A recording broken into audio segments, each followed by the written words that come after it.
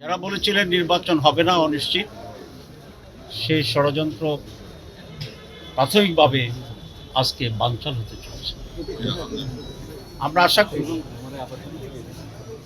এই নির্বাচন অত্যন্ত সুষ্ঠু হবে, নিরপেক্ষ হবে, অংশগ্রহণমূলকভাবে হবে এবং জনগণ আনন্দের সাথে স্বতঃস্ফূর্তভাবে তাদের রায় দেবেন।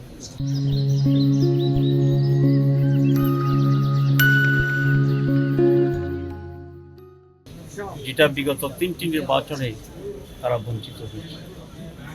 বিশেষ করে 4 কোটি যে যুবক আছে যারা নতুনভাবে ভোটার হয়েছে, তারা এই নির্বাচনে আগামী দিনে বাংলাদেশ এবং সরকার কারা হবে সেটি বহুলাংশে নির্ধারণ।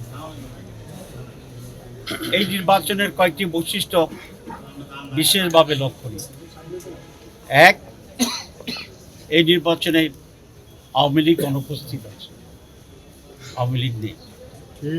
2, এই নির্বাচনে বিএনপি একা হয়ে পড়েছে। 3, ইতিহাসের নতুন রেকর্ড সৃষ্টি করে জামাত ইসলামী সহ অন্যান্য ইসলামী দল এবং যারা জাতীয়তাবাদী দলের একটি অংশ, রাইটিস্ট বলতে যা বোঝায় সেই দলসমূহ এবং 24শে জুলাইয়ের চেতনাধারী পরিবর্তনকারী ঐতিহাসিক সে ভূমিকার সাথে যারা ছিল, তারা সকলেই এবার ঐক্যবদ্ধ। এটি অতীতে আর কখনো ঘটেনি। সুতরাং আমরা বলতে পারি একদিকে কতিপয় মানুষ দিয়ে একটি দল, আর অন্যদিকে সারা বাংলাদেশ। জি,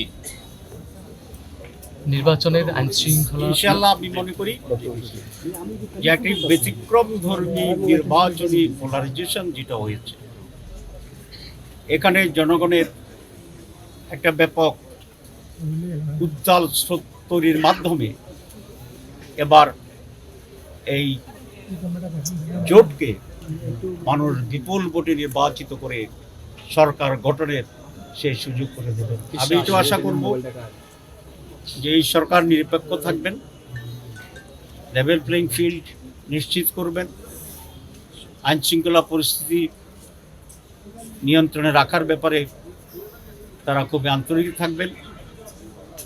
সিভিল এবং পুলিশ প্রশাসন, মিলিটারি, আমাদের অন্য সকল সংস্থা, নির্বাচন কমিশন স্ব জায়গা থেকে আল্লাহকে সাক্ষী রেখে ভয় করে তারা যথার্থ ভূমিকা পালন।